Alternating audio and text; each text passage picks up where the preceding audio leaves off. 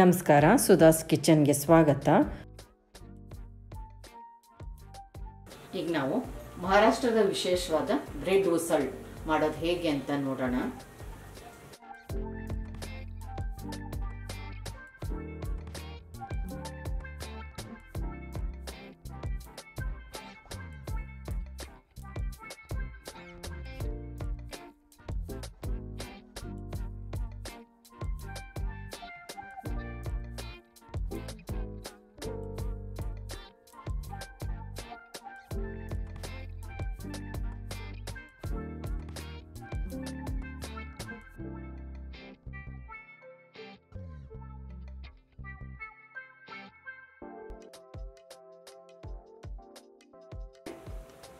ಸ್ವಲ್ಪ ಎಣ್ಣೆ ಹಾಕೊಳ್ಳೋಣ, 1 ಟೀ ಸ್ಪೂನ್ ಅಷ್ಟು. ಸ್ವಲ್ಪ ಜೀರಿಗೆ, ಸಾಸಿವೆ, ಕರಿಬೇವು, 1 ಟೀ ಸ್ಪೂನ್ ಅಷ್ಟು ಈರುಳ್ಳಿ ಸಣ್ಣದಾಗಿ ಹೆಚ್ಕೊಂಡಿದ್ದೀನಿ. ಈರುಳ್ಳಿ ಹಾಕೊಳ್ಳೋಣ. ಈರುಳ್ಳಿ ಕಲರ್ ಸ್ವಲ್ಪ ಚೇಂಜ್ ಆಗಲಿ. ಈರುಳ್ಳಿ ಕಲರ್ ಚೇಂಜ್ ಆಗಿದೆ. ಅರ್ಧ ಕಪ್ನಷ್ಟು ಮಡಿಕೆ ಕಾಳನ್ನು ಮೊಳಕೆ ಕಟ್ಟಿರೋದು. ನೀವು ಇದರಲ್ಲಿ ಹೆಸರು ಕಾಳಲ್ಲೂ ಮಾಡ್ಕೋಬಹುದು. ಇದನ್ನು ಮಡಿಕೆ ಕಾಳಲ್ಲಿ ಅದೇ ಜಾಸ್ತಿ ಮಾಡೋದು. ಇದನ್ನು 1/4 ಟೀ ಸ್ಪೂನ್ ಅಷ್ಟು ಅರಿಶಿಣದ ಪುಡಿ, ಸ್ವಲ್ಪ ಉಪ್ಪು, ದಪ್ಪ ಉಪ್ಪು ಬಳಸ್ತಾ ಇದ್ದೀನಿ ಇಲ್ಲಿ.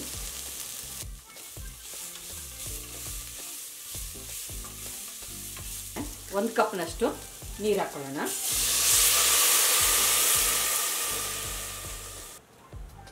ಮೇಲೆ 1/4 ಕಪ್ನಷ್ಟು ಮೀಡಿಯಂ ಫ್ಲೇಮಲ್ಲಿ 2 ವಿಸಲ್ ಕೂಗಿಸ್ಕೊಳ್ಳೋಣ. ಕುಕ್ಕರ್ ತಣ್ಣಗಾಗೋದ್ರಲ್ಲಿ ಇದಕ್ಕೆ ಮಸಾಲೆ ಪುಡಿ ರೆಡಿ ಮಾಡ್ಕೊಳ್ಳೋಣ. ಧನಿಯಾ 1 ಟೀ ಸ್ಪೂನು, ಜೀರಿಗೆ ಅರ್ಧ ಟೀ ಸ್ಪೂನು, 2 ಚಕ್ಕೆ ಸಣ್ಣದು, 2 ಲವಂಗ, 2 ಏಲಕ್ಕಿ, 3 ರಿಂದ 4 ಕಾಳು ಮೆಣಸು, ಒಂದು ಸ್ವಲ್ಪ ಜಾಪತ್ರೆ, ಒಂದು ಸಣ್ಣ ತುಂಡು ಕಲ್ಲು ಹೂವು, 2 ಚಕ್ರ ಮೊಗ್ಗು. ಇದನ್ನೀಗ ಹುರ್ಕೊಳ್ಳೋಣ.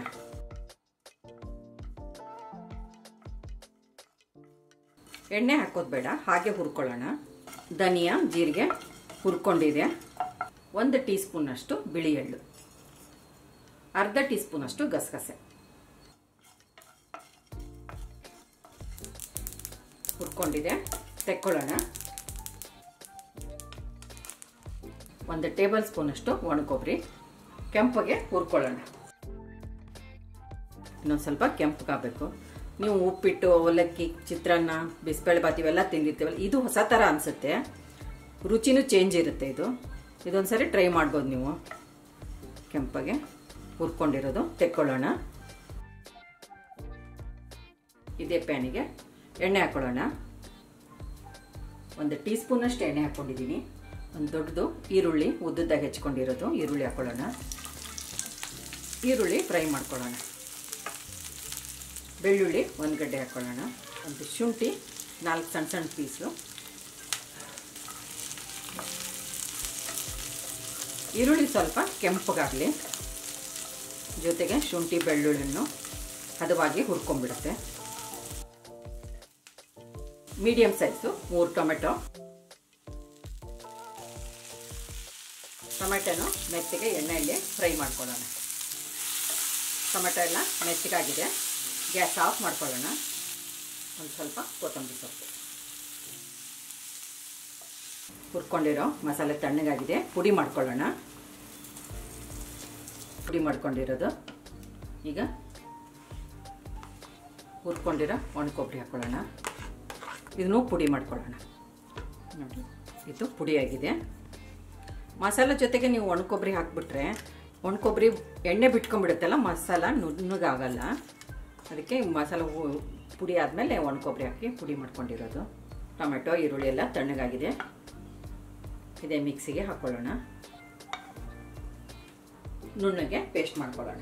ನುಣ್ಣಗೆ ಪೇಸ್ಟ್ ಮಾಡ್ಕೊಂಡಿರೋದು ಈಗ ಒಗ್ಗರಣೆ ಹಾಕ್ಕೊಳ್ಳೋಣ. ಪ್ಯಾನಿಗೆ ಎಣ್ಣೆ ಹಾಕ್ಕೊಳ್ಳೋಣ. ನಾನಿಲ್ಲಿ 2 ಟೇಬಲ್ ಸ್ಪೂನ್ ಅಷ್ಟು ಎಣ್ಣೆ ಹಾಕ್ಕೊಂಡಿದ್ದೀನಿ. ಎಣ್ಣೆ ಒಂದು ಸ್ವಲ್ಪ ಬಿಸಿಯಾಗಿದೆ. ರುಬ್ಕೊಂಡಿರೋ ಮಸಾಲೆ ಹಾಕ್ಕೊಳ್ಳೋಣ.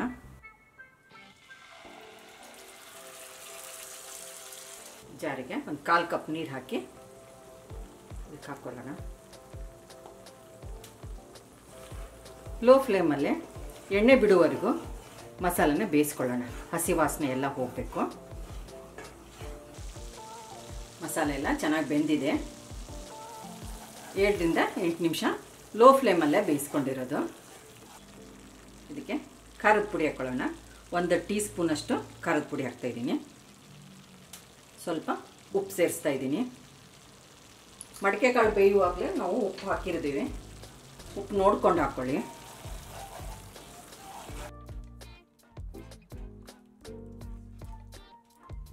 ಈಗ ಬೇಯಿಸ್ಕೊಂಡಿರೋ ಮಡಿಕೆ ಕಾಳು ಹಾಕ್ಕೊಳ್ಳೋಣ.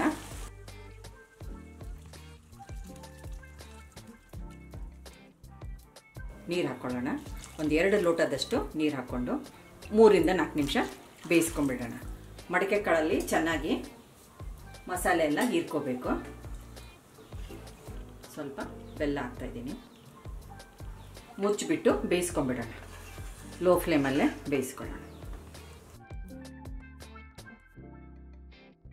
3ರಿಂದ 4 ನಿಮಿಷ ಲೋ ಫ್ಲೇಮಲ್ಲೇ ಬೇಯಿಸ್ಕೊಂಡಿರೋದು. ನೋಡಿ ಎಣ್ಣೆ ಎಲ್ಲ ಹೇಗೆ ತೇಲ್ತಾ ಇದೆ. ಚೆನ್ನಾಗಿ ಬೆಂದರೆ ಈ ಥರ ಎಣ್ಣೆ ಎಲ್ಲ ಮೇಲೆ ಬರುತ್ತೆ.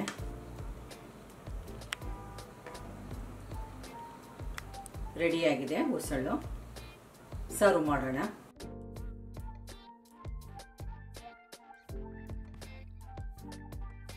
ನಮ್ಮ ಚಾನಲ್ಗೆ ಸಬ್ಸ್ಕ್ರೈಬ್ ಮಾಡಿ, ಬೆಲ್ ಐಕಾನ್ ಒತ್ತಿ ಹಾಗೂ ವಿಡಿಯೋಸ್ನ ಲೈಕ್, ಶೇರ್ ಮತ್ತು ಕಾಮೆಂಟ್ ಮಾಡಿ.